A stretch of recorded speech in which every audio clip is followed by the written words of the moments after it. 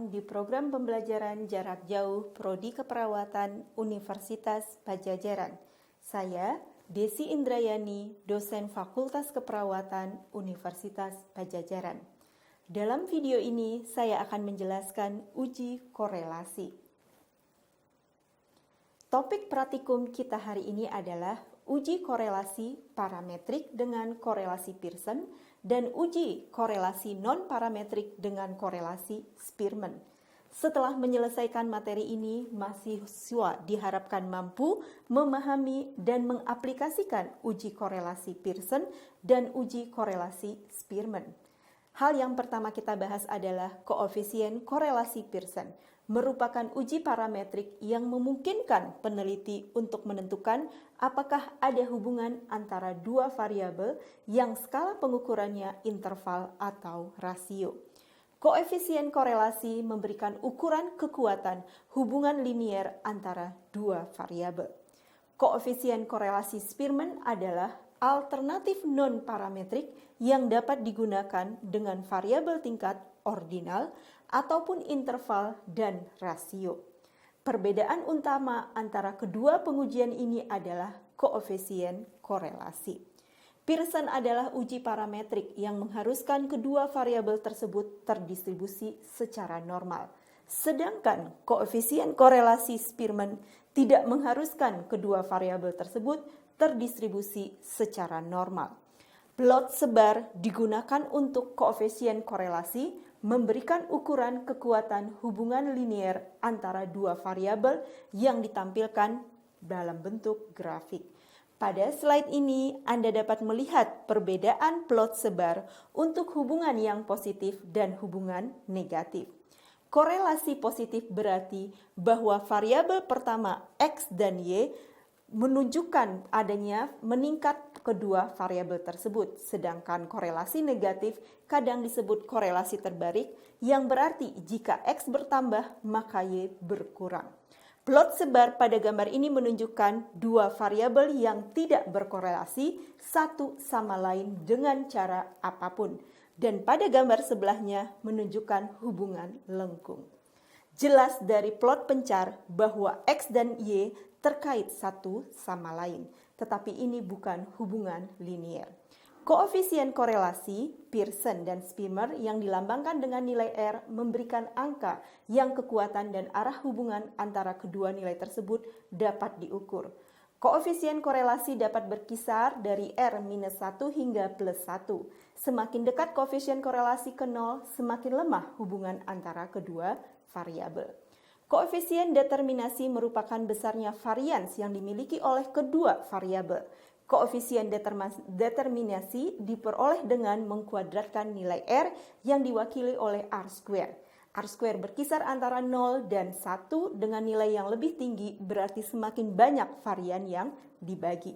Diagram Venn pada slide ini menjelaskan penggambaran visual dari varian. Terdapat beberapa asumsi yang harus dipenuhi sebelum melakukan uji korelasi Pearson. Pastikan semua asumsi pada slide ini terpenuhi, yaitu partisipan penelitian merupakan sampel acak independen. Ada dua ukuran variabel untuk dibandingkan. Kedua ukuran tersebut adalah skala pengukuran ordinal interval atau rasio.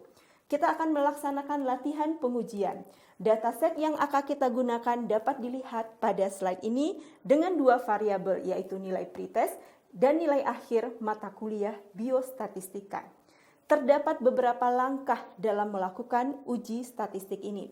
Yang pertama, nyatakan hipotesis awal dan hipotesis alternatif. Anda dapat melihat narasinya pada slide ini. Dan langkah kedua adalah tentukan tingkat signifikansi dan nilai kritis. Pada penelitian keperawatan, tingkat signifikansi yang baik paling tidak berada di angka 0,05 dan nilai kritis dengan derajat kebebasan adalah 0,549.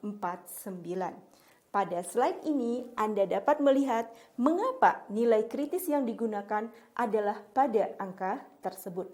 Dengan nilai DF didapatkan dari jumlah sampel 10 dikurangi 2 variabel dan menjadi angka 8. Langkah berikutnya adalah memastikan semua asumsi terpenuhi.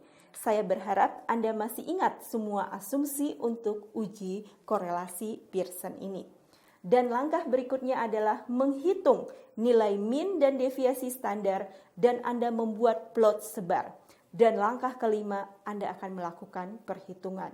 Hasil perhitungan menunjukkan bahwa nilai R hitung lebih besar daripada nilai R tabel, sehingga hubungan antara dua variabel ini adalah signifikan.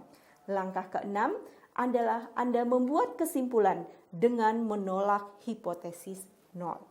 Pada slide berikut ini, saya akan menampilkan prosedur yang dilakukan dengan menggunakan software SPSS.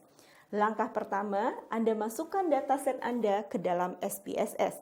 Dan langkah kedua, sistem menu yang Anda gunakan untuk mengklik grafik, lalu memilih sebar atau scatter. Dan langkah ketiga, kotak pop-up scat plot muncul.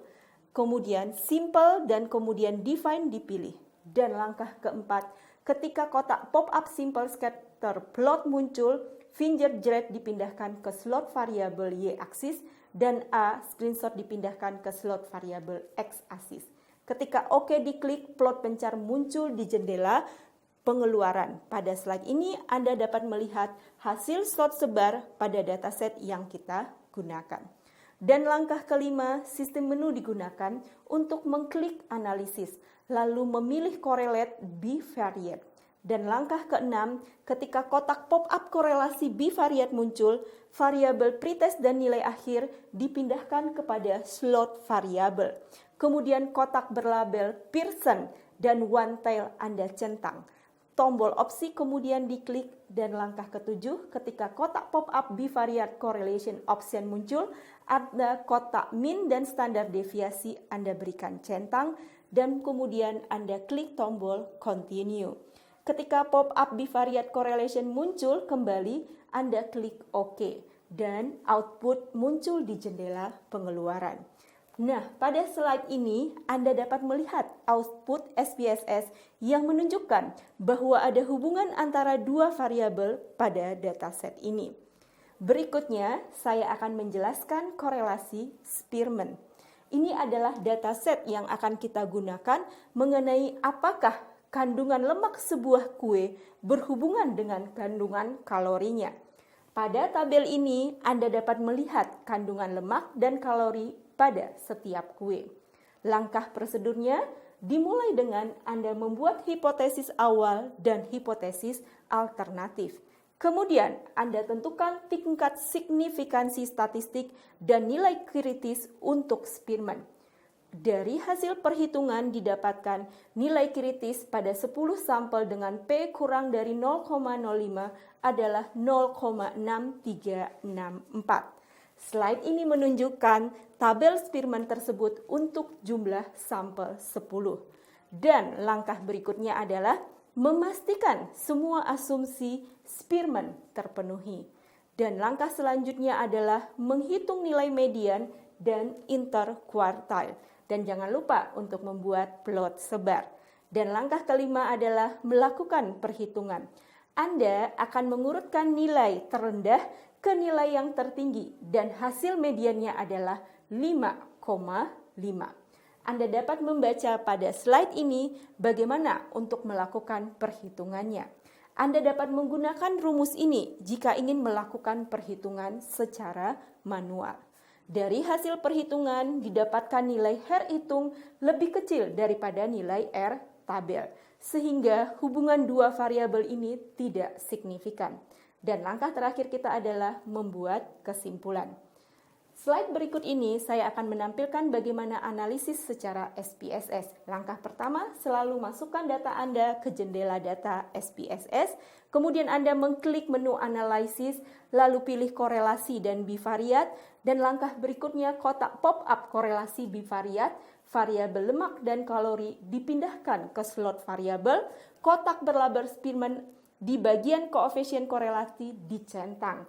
Kemudian kotak berlabel two tail di bagian test of significance juga dicentang. Maka tombol OK diklik dan akan muncul output jendela di layar komputer Anda. Pada slide ini terlihat output SPSS. Karena 0,138 lebih besar dari level yang ditetapkan sebesar 0,05, maka kita dapat simpulkan bahwa koefisien korelasi tidak signifikan secara statistik.